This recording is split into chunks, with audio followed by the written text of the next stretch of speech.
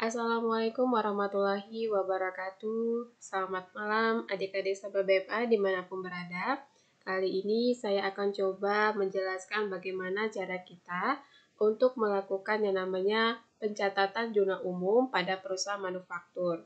Jadi di sini kita akan coba membahasnya dan melakukan prakteknya ya, seperti apa pencatatannya. Nah, di sini saya sudah punya beberapa data yang kita butuhkan ketika ingin melakukan pencatatan secara zona umum ya, pencatatan zona umum pada perusahaan manufaktur. Nah, di sini katanya ya, data yang diinformasikan kepada kita yang pertama yaitu PT BMA merupakan perusahaan yang bergerak dalam pembuatan mie. Jadi ini perusahaan yang memproduksi mie. Kemudian tahun buku perusahaan itu berlangsung dari tanggal 1 Januari sampai 31 Desember. Informasi kedua, tahun bukunya dari 1 Januari sampai 31 Desember. Nah, informasi yang ketiga, perusahaan ini menggunakan pencatatan sistem periodik. Nah, jadi nanti berarti kita harus ingat, kita akan melakukan jurnal umumnya juga dengan sistem periodik. Dan setiap akhir bulan disusun neraca saldo. Jadi setiap akhir bulannya itu mereka akan melakukan penyusunan neraca saldo. Dan yang terakhir diinformasikan bahwasanya data yang di bawah ini merupakan perkiraan buku besar yang merupakan saldo ya, saldo masing-masing akun di 30 November 2020. Jadi di sini sudah disediakan ya data saldo dari buku perkiraan buku besar ya yang untuk 30 November kemarin. Nah, sekarang di sebelah kanan ini kita juga sudah disediakan ya beberapa transaksi yang berkaitan dengan kegiatan operasional yang terjadi di perusahaan PT BMA ini. Jadi di sini ada cukup banyak ya transaksi yang dilakukan di PT BMA ini. Jadi kita akan coba kita akan coba melakukan pencatatannya satu persatu sampai habis ya, dari tanggal 2 Desember sampai dengan tanggal 29 Desember. Baik, ini akan kita coba buat pencatatannya yang pertama ya. Sebelumnya kita harus sediakan dulu ya. Di sini saya sudah sediakan tabelnya. Anggap saja ini masih kosong ya. Sengaja saya sudah menyediakannya agar waktu penjelasannya tidak lama, jadi videonya juga tidak berdurasi panjang. Nah, di sini kita terlebih dahulu yaitu membuat judulnya. Ini perusahaan apa? Perusahaan PT BMA. Kemudian di sini laporannya kita mau buat itu laporan apa? Jurnal umum. Nah, kemudian kita buat lagi, ini periodenya untuk apa? 31 Desember 2020. Maka kalau sudah nanti dibuat seperti ini, kemudian kita buatlah tabelnya. Nah, tabelnya itu terdiri dari kolom tanggal, keterangan, ref, debit, dan kredit. Kalau sudah kita buat tabelnya, maka kita bisa langsung membuat yang namanya pencatatannya. Nah, di sini dikatakan ya, tanggal 2 Desember 2020 itu terjadi transaksi di mana dilakukannya penjualan mie kepada toko sahabat secara kredit seharga Rp1.280.000. Nah, ketika kita akan menemukan transaksi seperti ini, maka nanti yang kita lakukan adalah mendebetkan piutang usaha, kemudian kita akan mengkreditkan penjualan ya. Kenapa? Karena kita menggunakan metode periodik ya. Berarti kita akan mendebitkan piutang usaha, kemudian mengkreditkan penjualan masing-masing Rp1.280.000. Nah, jurnalnya itu kalau kita buat di sini maka dia akan seperti ini. 2 Desember 2020 piutang usaha di debit ya, kemudian penjualan di kredit masing-masing Rp1.280.000. Nah, kemudian tanggal 4 Desember ya, tanggal 4 Desember itu katanya dibeli tepung terigu dari PT Maju secara kredit.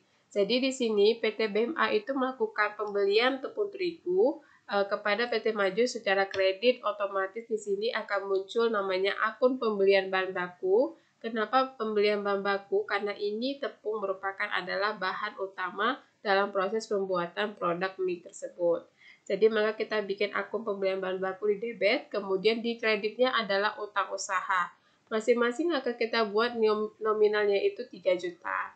Jadi seperti ini dia. 4 Desember 2020, debit pembelian bahan baku, kredit utang usaha, masing-masing 3 juta rupiah.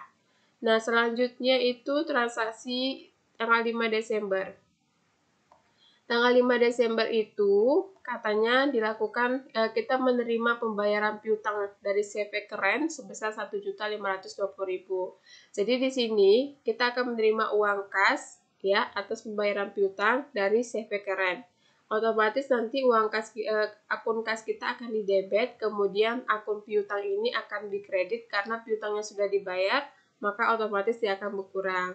Maka kita buat jurnalnya 5 Desember 2020 itu seperti ini. Debitkan kas, kreditnya piutang usaha, masing-masing sebesar Rp1.520.000.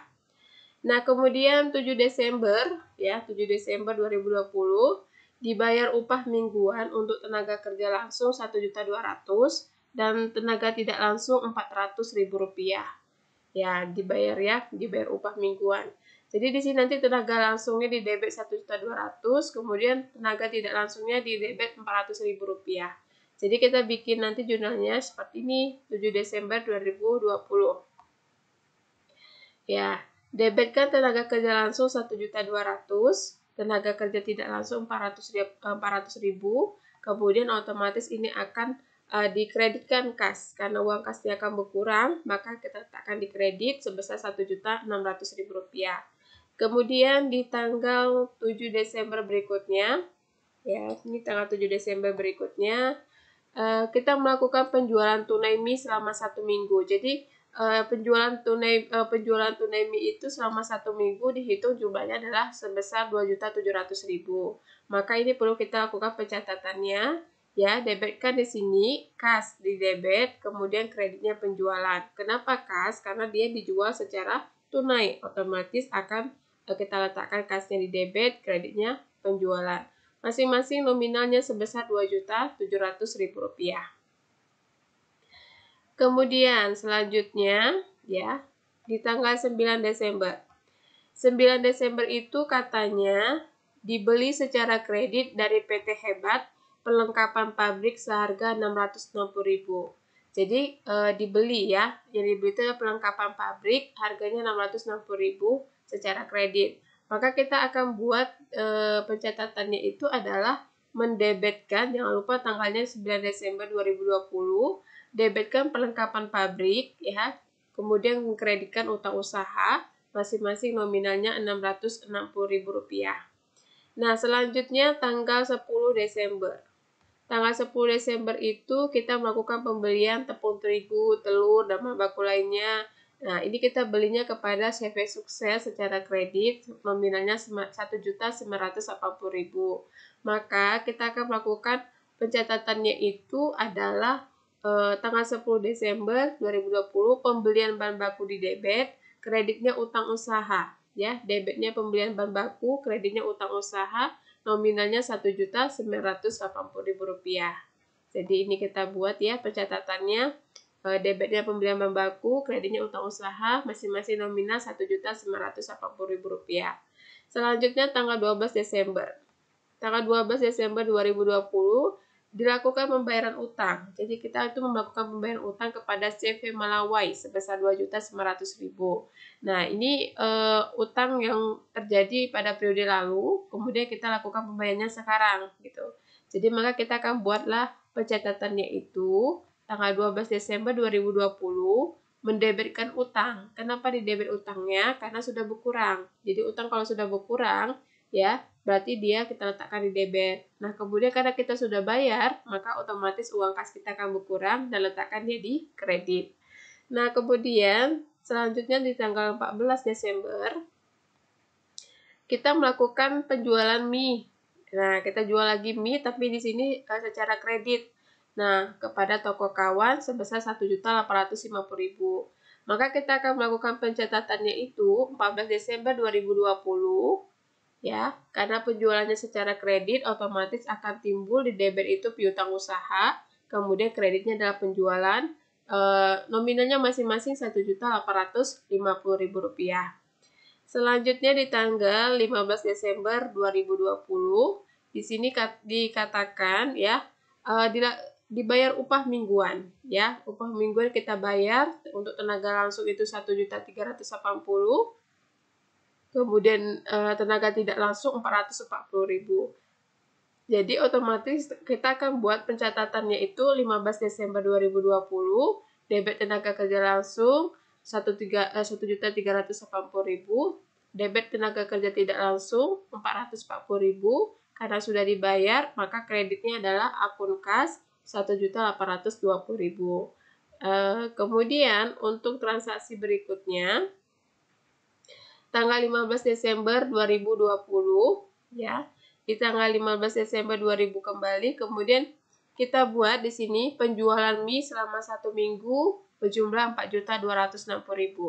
Jadi ini dijual mie ya. Penjualan mie selama 1 minggu itu 4.260.000. Jadi kita melakukan pencatatannya 15 Desember 2020 itu adalah debitkan kas, kemudian kreditkan akun penjualan, dan nominalnya adalah masing-masing Rp4.260.000. Oke, kemudian di tanggal berikutnya lagi, tanggal 17 Desember 2020, kita beli lagi, ya, dibeli di sini tepung terigu dan bahan baku lainnya kepada PT Maju. Ini belinya secara kredit, kemudian nominalnya Rp1.560.000. Maka kalau kita mau buat pencatatannya, kita bikinlah di debitnya itu adalah nih ya, tanggal 17 Desember 2020. Debitnya kita buat pembelian bahan baku, karena belinya kredit, otomatis kreditnya adalah utang usaha. Masing-masing Rp1.560.000. Oke, nah kemudian selanjutnya di tanggal 17 Desember berikutnya, di sini dikatakan dibayar utang kepada PT Maju. Jadi periode lalu itu kita punya utang kepada PT Maju. Dan kemudian di tanggal 17 Desember ini kita melakukan pembayarannya. Maka pencatatan yang kita buat itu adalah di sini 17 Desember 2020, utang usahanya kita letakkan di debit karena sudah berkurang karena kita bayar, kemudian otomatis kreditnya adalah kas karena uang kas kita akan berkurang. Maka nominalnya nanti adalah masing-masing sebesar Rp1.700.000. Selanjutnya di tanggal 19 Desember, ya, di sini kita melakukan penjualan lagi secara kredit kepada toko kawan, itu nominalnya Rp1.840.000. Maka kita akan buat pencatatannya itu 19 Desember 2020, debitnya piutang usaha, kemudian kreditnya kita bikin akun penjualan. Masing-masing Rp1.840.000. Ya, jadi masing-masing Rp1.840.000. Nah, kemudian di tanggal 20 itu kita diterima pembayaran piutang. Kita kita menerima pembayaran piutang itu dari toko sahabat. Nominalnya Rp1.700.000. Jadi kita di sini akan menerima uang, kemudian piutangnya akan berkurang. Nah, kita buat pencatatannya itu 20 Desember 2020. Debitkan itu dia adalah tanggal 20. Oh ya, tanggal 20 Desember berarti kita bikin di sini adalah kasnya di debit, kemudian otomatis piutangnya akan berkurang, kita letakkan di kredit, masing-masing nominalnya adalah sebesar Rp1.700.000. Nah, selanjutnya di tanggal 22 Desember. Tanggal 20 Desember itu kita melakukan pembayaran lagi, pembayaran upah mingguan. Nah, itu dikatakan jumlah pembayaran upah itu sebesar Rp1.580.000. Jadi dari Rp1.580.000 itu untuk tenaga kerja langsung sebesar Rp1.360.000. Sedangkan sisanya ya, selisih antara 1.580 ini dengan 1.360 ini itu untuk membayar tenaga kerja tidak langsung. Jadi kalau kita mau buat pencatatannya, maka kita akan buat tanggal 22 Desember itu debitkan tenaga kerja langsung. Debit tenaga kerja langsung itu Rp1.360.000. Kemudian tadi selisih antara yang Rp1.580.000 dengan Rp1.360.000 ini, itu adalah untuk membayar tenaga kerja tidak langsung. Jadi dapat hasilnya adalah Rp220.000. Nah, nanti kreditnya kita buat adalah akun kas dengan nominal sebesar Rp1.580.000. Kemudian di transaksi berikutnya, ya di sini tanggal 22 Desember, ya. Katanya penjualan tunai mie selama 1 minggu itu sebesar 4.180.000. Jadi selama 1 minggu itu penjualan mie yang sudah terjadi adalah sejumlah 4.180. Maka kita akan buat jurnalnya tanggal 22 Desember, kemudian debitkan kas 4.180.000, kemudian kreditkan penjualan ya, karena penjualan secara tunai tadi ya. Maka kita bikin masing-masing nominalnya 4.180.000. Kemudian selanjutnya tanggal 23 Desember. Nah, di tanggal 23 Desember ini kita melakukan pembelian tepung terigu, telur, dan bahan baku lainnya. Ini kita belinya kepada CV Sukses dan belinya secara kredit. Nominalnya Rp1.200.000. Maka kita kalau mau buat jurnalnya, maka kita bikin di sini di debit itu, jangan lupa tanggalnya 23 Desember 2020. Debitnya kita bikin pembelian bahan baku, kemudian kreditnya kita bikin utang usaha. Nah, nominalnya masing-masing sebesar Rp1.200.000. Selanjutnya di transaksi tanggal 24 itu ada pembayaran ya. Kita lakukan pembayaran overhead rupa-rupa. Itu sebesar Rp490.000. Jadi kalau kita mau buat pencatatannya itu berarti kita buat rupa-rupa overhead pabrik ya, kemudian kreditnya adalah kas, nominalnya masing-masing Rp490.000. Nah, kemudian di transaksi berikutnya lagi, di tanggal 24 Desember 2020, ya di sini dibayar biaya pemeliharaan mesin sebesar Rp770.000. Jadi kita melakukan pembayaran untuk pemeliharaan mesin itu sebesar Rp770.000. Jadi pencatatannya adalah tanggal 24 Desember 2020, debitnya pemeliharaan dan reparasi mesin, kemudian kreditnya adalah akun kas, masing-masing Rp770.000. Nah, selanjutnya untuk transaksi berikutnya itu ya tanggal 26 Desember. Transaksi tanggal 26 Desember di sini dikatakan kita melakukan pembayaran rupa-rupa beban penjualan Rp540.000 dan beban rupa-rupa umum sebesar Rp640.000. Jadi ini kita akan lakukan pencatatannya seperti ini. 26 Desember 2020 ya, debitkan rupa-rupa beban penjualan Rp540.000, kemudian debitkan rupa-rupa beban umum Rp640.000. Kemudian kreditnya adalah kas. Karena kita bayar ya, berarti kreditnya kas. Jumlahnya itu Rp1.180.000. Ya, dari jumlah kedua-dua ini kita jumlahkan, kemudian dapat hasilnya sekian. Maka kita letakkan nominalnya di posisi kredit. Nah, kemudian di tanggal 27 Desember, di sini kita menerima pembayaran piutang dari toko kawan sebesar Rp1.880.000. Jadi, ini kita akan melakukan pencatatannya adalah tanggal 27 Desember 2020. Kasnya itu kita debit karena kita menerima pembayaran piutang, otomatis nanti piutangnya akan berkurang, kita letakkan di kredit. Nominalnya masing-masing Rp1.800.000. Rp1.880.000 ya.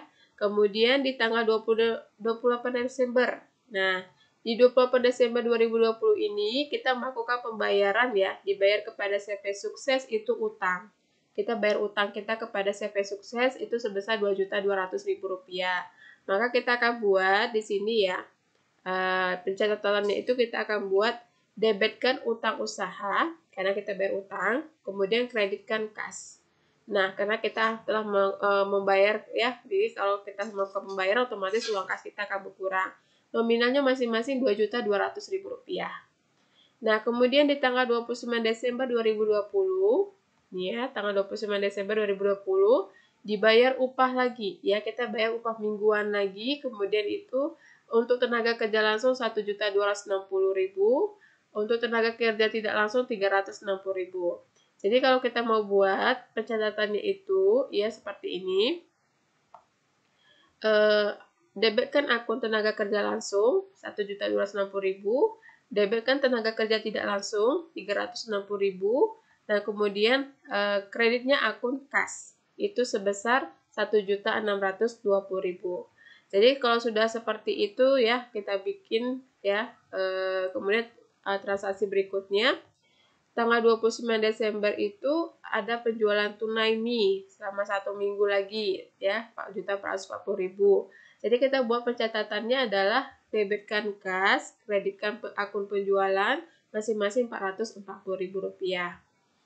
Nah, kemudian di tanggal 29 berikutnya, itu kita bayar gaji. Ya, dibayar gaji pegawai penjualan Rp1.300.000, kemudian gaji pegawai kantor Rp2.480.000. Maka pencatatan yang kita lakukan adalah tanggal 29 Desember 2020 itu mendebitkan gaji penjualan Rp1.300.000, mendebitkan gaji kantor Rp2.480.000. Nah, kita jumlahkan semuanya itu, nilainya berapa, itu kita kreditkanlah akun kas. Karena kita sudah bayar, maka akun kas kita akan diletakkan di kredit sejumlah Rp3.780.000. Nah, yang berikutnya lagi, tanggal 29 Desember 2020, kita melakukan penerimaan kembali. Mie yang sudah kita jual kepada toko kawan itu kita terima kembali, kemungkinan karena tidak sesuai dengan pesanan atau mungkin ada yang rusak. Maka kita lakukan pencatatan juga. Ya, kita lakukan pencatatan itu dengan cara mendebit retur penjualan, ya, kemudian mengkreditkan piutang usaha. Jadi masing-masing nominalnya Rp220.000. Nah, kalau kita lihat ya, semua transaksi yang tadi itu ya sudah kita lakukan pencatatannya. Nah, kalau sudah kita lakukan pencatatannya semuanya, maka kita lakukan penjumlahan. Jadi kita harus melakukan penjumlahan antara kolom debit dan kredit. Jadi di sini kita jumlahkan untuk mengetahui apakah jumlah posisi nominal yang ada di debit dan kredit itu sudah sama atau belum. Kalau ternyata ada perbedaan jumlahnya, maka kita perlu melakukan apakah pengecekan ulang, ya, pengecekan ulang apakah terjadi kesalahan dalam mencatat nominalnya, atau kesalahan dalam meletakkan posisinya, atau kesalahan pencatatan yang salah menganalisis gitu ya, atau salah menuliskan angka, atau salah menghitung jumlahnya. Nah, kalau kita lihat di sini ternyata ya jumlahnya itu antara kolom debit dan kolom kredit sama-sama sebesar Rp53.910.000. Nah, berarti ini dianggap sudah benar ya, karena sudah sama. Nah, kita juga tadi sudah mencoba melakukan pencatatannya ini satu persatu ya, kita lakukan sampai habis. Nah, ini berarti untuk zona umum ya, untuk zona umum pada perusahaan manufaktur ini sudah selesai. Nah, ini yang kita gunakan ini adalah sistem periodik. Nah, ketika kita melakukan pencatatan itu secara periodik, maka kita tidak akan melakukan yang namanya pencatatan ketika kita menggunakan bahan bakunya. Makanya kita tidak ada melakukan pencatatan ya, itu membedakan antara periodik dan perfektual. Dan di sini kita tidak ada menggunakan pencatatan, tidak melakukan pencatatan ketika terjadinya pemakaian ya bahan baku atau pemakaian bahan lainnya. Nah, kita nanti akan menghitungnya pada akhir periode nanti, ya baru kita akan menghitungkannya. Nah, di sini ya di sini sudah kita selesaikan jurnalnya ya, jurnalnya sudah selesai dan jumlahnya juga sudah sama antara debit dan kredit, maka ini saya nyatakan pencatatan yang kita lakukan sudah selesai. Dan penjelasan yang saya ingin jelaskan terkait dengan zona umum pada perusahaan manufaktur juga sudah selesai. Dan yang perlu diketahui, ini yang kita buat adalah secara metode atau sistem periodik. Oke, baik sahabat BMA dimanapun berada, demikian penjelasan kita terkait dengan pencatatan zona umum pada perusahaan manufaktur dengan sistem metode periodik. Dan sampai ketemu lagi untuk penjelasan berikutnya, sampai nantinya kita akan menghasilkan laporan keuangan pada perusahaan manufaktur ini. Oke, Assalamualaikum warahmatullahi wabarakatuh dan selamat malam.